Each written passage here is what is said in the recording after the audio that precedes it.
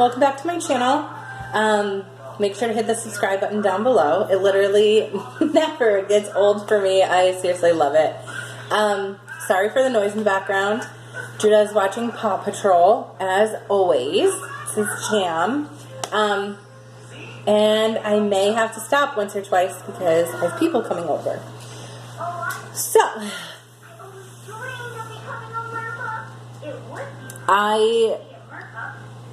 it's so strange because I watch YouTube videos sometimes and I see these people be like, I don't want to make this video, but then they do and I never understand why, and like I'm in that boat right now, and it's like I feel so challenged and so like convicted, I guess. Not convicted, that's not a word. I guess conviction. Yeah, I just feel this passion to make this video. And like I'm like just uncertain of exactly what direction it's gonna go because you know, I made depression sucks, I made anxiety sucks, and now I'm gonna be making the addiction sucks. And like it's hard not to talk about my addiction without talking about the testimony that the Lord has done in my life, but I do have every intention of making a full testimony video because God is so faithful, and it's literally this endless pursuit, and I can pinpoint times in my life from childhood where he just was always there and was always trying to pursue me. So when I make that, if you have watched this and you get double dose, now you know why. So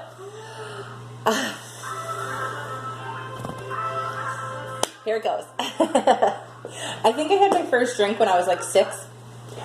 It was my cousin's wedding, and I just was such a really good manipulator, and just, I don't know. If I had a child like me, I don't know how I would parent. And so there just have love and grace for a lot of the decisions that were made by the adults in my life. They were doing the best that they knew how with what they had, and that's that. So it's my cousin's wedding, and I said, hey, can I have a sip of that? And as soon as it touched my lips, it was like, you know, and I don't know, looking back, like why I really wanted it so bad, but 2 things come to mind. I think one, because I couldn't. I should have known back then of that addictive part of me, because you just want things that you can't have, or like want things that aren't good for you. Like, whatever is bad for me, like I gravitate to, and I don't know why. And I have this really dysfunctional view, like super good relationships, super healthy, I like think are terrible for me, and I gravitate toward the ones that are dysfunctional. And so like right now I'm in a super awesome, healthy relationship, and I'm just like, oh my gosh, like what's gonna go wrong? Like when's the other shoe gonna drop? So there's familiarity in dysfunction, so it's terrifying to be in something that is healthy because it's so foreign. That's another video for another time. Anyway, so I can't have it.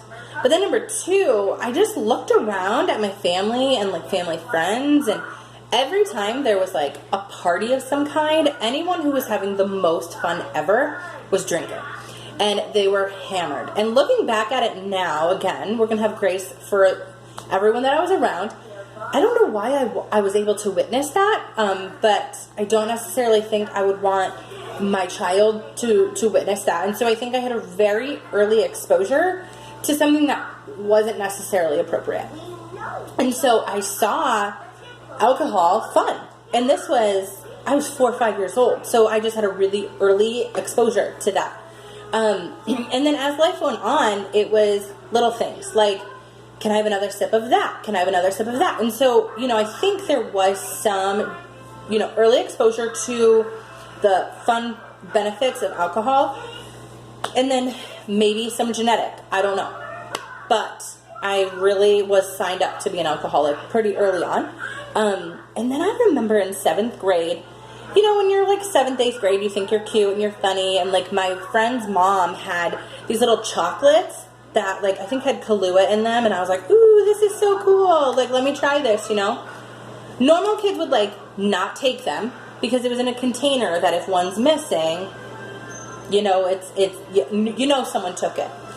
I took like 9 out of this woman's, like, because it was her mom's, like, out of this like girl's mom's container. Like, could you be more obvious? But like, I knew I wanted it, and I knew I wanted the effects that that little piece of alcohol was going to give me. And like, after one chocolate, it was not enough. I like needed more because I could taste the alcohol, and I wanted everything I could get from it. And then it just kind of continued from there. 8th grade, my friends and I, you know, again, being stupid, had like a little thing of alcohol, you know, little vodka, like water bottle, a vodka bottle. And some of my friends took like a sip. I chugged over half of it. Like, you don't think then, like, hey, like, why don't I look like my other friends, you know? And of course, I had friends that were worse than I was. So there was one girl that was like in her room all the time hiding alcohol from her parents. Or like, I was a well-known softball player, and there I was. The girl sitting next to me had a bottle of vodka and like got kicked out of school, and like someone tried to tell on me, but being the good manipulator, I was like, I didn't take any of that. Like, yeah, you did. And so there was just so many signs and symptoms early on, like the manipulation, the dysfunction, the need for the alcohol, the want for the alcohol. Once it touched my tongue, I could not think of anything else. But then, you know, alongside of depression, anxiety, I knew I had like an answer at the time. And I knew once I got drunk, nothing else mattered. And hi. Nothing else mattered, and I didn't have to think, and like, what's odd is alcohol is a depressant, so there's that. The days after were pretty awful, but yeah, it just, and then very quickly, it wasn't fun. Mom, who's that? It's me. You want to say hi? Come here. No? Okay, bye. Of course, there's little bits here and there, but I started, you know, dating older people, and just really everything. I don't know. Sorry, I just lost my train of thought for a second. Trying to keep the timeline. For whatever reason, like, not now probably, especially with the 3-day-old makeup on my face, but I kind of had a baby face, and I would go to different liquor stores and different gas stations and say, oh my god, I just showered, I don't have my license on me, can I just get a quick bottle, like, I'll bring it tomorrow. And this went on for like months at a time, and they knew, obviously. Like, I even had adults that were in line behind me be like, girl, I got you, like, I know you're just having a good time, but like, this was all of the time, you know, like, and it's like, you can't blame other people, but at the same time, like, I was a child. Like, I got sober before I was 21. I've never had a legal drink. So starting drinking 12, 13 years old consistently to 20, like, you're developing so much that, like, at what point were people going to step in? And granted, my parents didn't know, and like, my peers' parents might have known, because I was stealing wine from one of them every day after school. So she must have known a little something was up. So, you know, I had a little bit of anger toward the adults in my life, but I think now I just use it to inspire me. Where, as a 29-year-old woman, I try to be involved in as many high school kids' lives as I possibly can, or by making these videos, I just really want it to go out to the masses of, like, be aware of those around you, check out for symptoms of depression, of anxiety. Do you notice that your friends are hiding a lot more? Do you smell alcohol more often than not? And like, it's okay to have the hard conversations. It's okay to be offensive sometimes. You know, like, some people don't like me, and that's okay. But like, I remember when I got sober, I had the biggest resentment toward my parents because they did not, I don't know how to say it. All I wanted them was to love me more. I'm forgetting how I said it. I felt like they cared more about making me happy and getting my, like me cards than they did by keeping me alive, right? Like, they, toward the end especially, knew I was using all of that money for drugs, or like, I'd crashed a couple cars, but like, was never without a car, and like, but they never told me no. I was never punished. I was never in timeout. I never got grounded. Like, granted, in their defense, I guess, I was a very unruly teenager, I guess, and it made it nearly impossible for them to kind of stop me. But anyway, I know I'm going to watch this back. I say this every single video.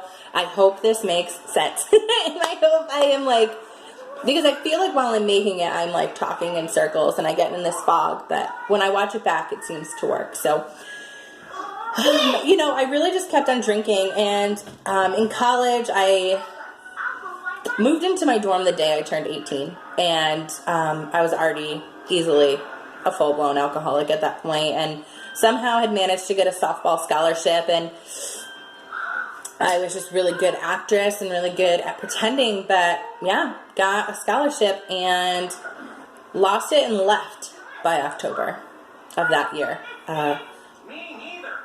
One of my biggest regrets, to say the least. I was blackout drinking every single night. I was going to softball practice the next day at 5:30, still drunk from the night before. Just really, really not in good shape. Didn't know. Like, I was the type of person that had to be like, where was I yesterday? And thank goodness that Facebook hates me and does On This Day from time to time. So I can look back and see how sad of a person I was. Hi, Judah. I don't love that, baby. I don't love that. Why? He is being very risky. And then, you know, I moved back to my hometown and started dating a 27-year-old, and I was 18. And that, like, being 29 now, that's, like, very uncomfortable for me to think about. And that's when I started really smoking weed, and I realized, oh my gosh, I can get very similar effects and what I want, which is to be completely numb and not vomit and not black out. And I thought that was like revolutionary. Like, I thought that was the best thing to ever happen to me. And I was still drinking. And so then I realized I can drink and smoke and get even more of a crazy reaction. And now I have access to it because I was dating a 27-year-old and obviously didn't have to hide it anymore because they were drinking. And so it just didn't matter. And one of my biggest memories in my drinking, which is weird because I don't remember what happened that day, is St. Patty's Day.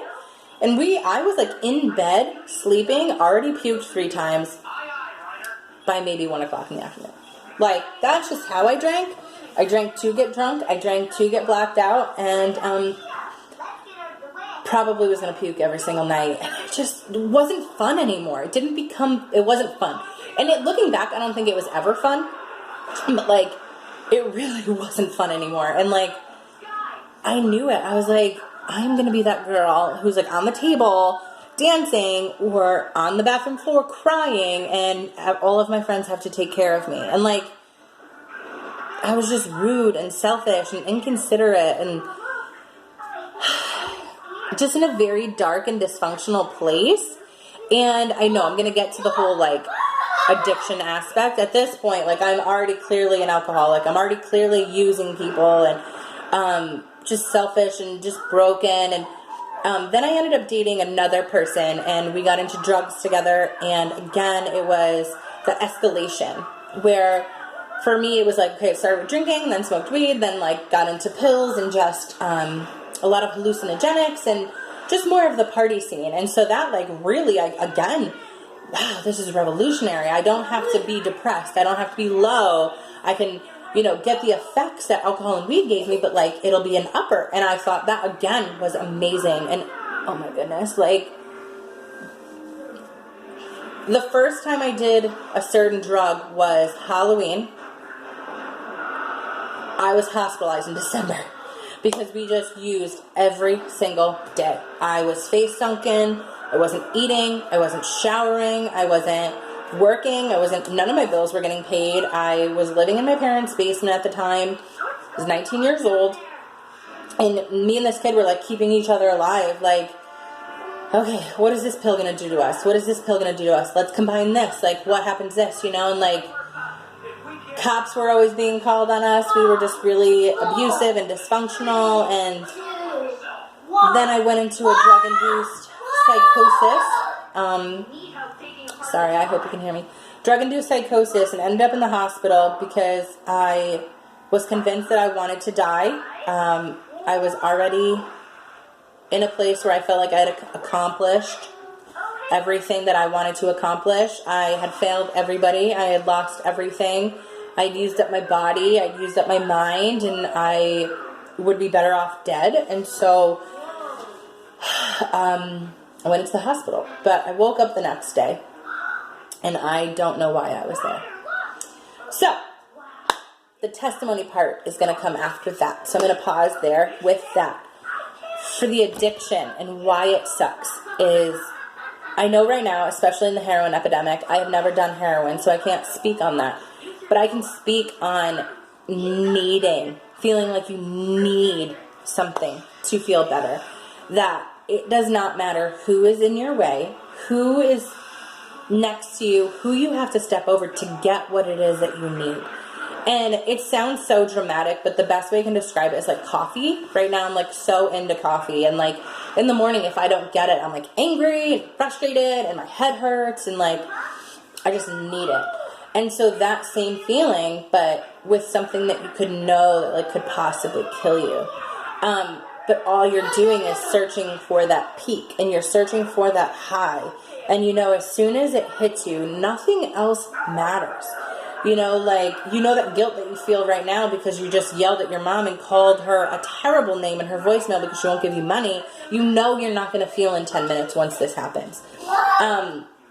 You know that, like, all the family that, like, you once had, you convince yourself, and the addiction convinces you that they're just judging you, that they hate you, that they don't care for what you do, they don't want you to have any fun, and it's just, like, the biggest liar ever.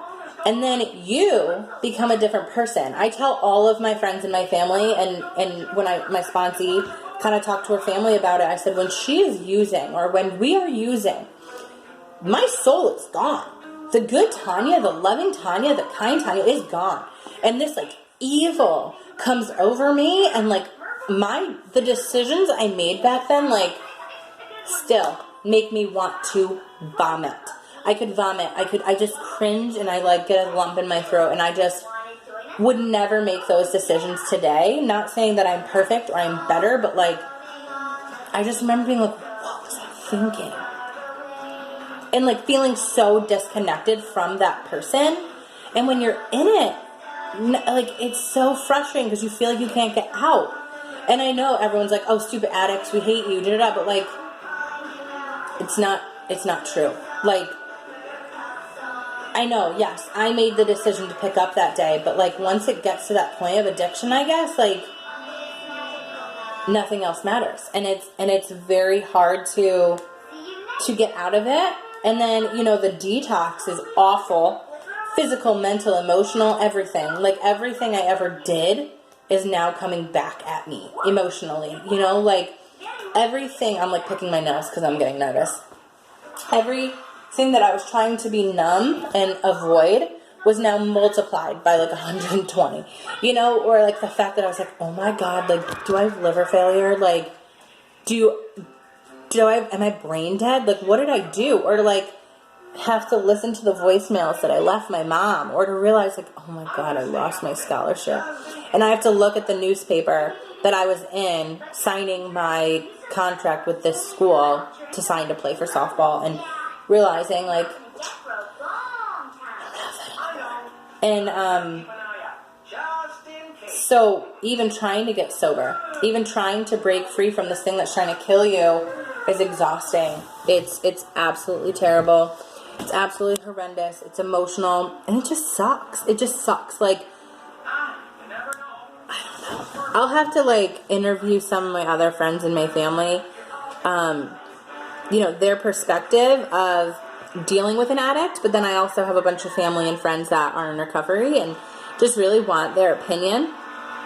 But I don't know. This is 20 minutes long, and it's one of my longer videos, and I think I just kind of shared with you how it all happened, how I got to where I was. But Mama, what's the alarm clock? I'm gonna end it here. If you have any questions, It's over. please reach out to me. If you feel like one of your friends or your family It's is over. okay, I'll play in a second. Okay, I promise. If you feel like any of your friends and your family are suffering, there's a bunch of resources that we have. That there are in this world. There's so many things that can be done to help them. Or if you yourself are struggling with addiction, please reach out to me. I just want to talk to you. So I love you. Talk to you soon.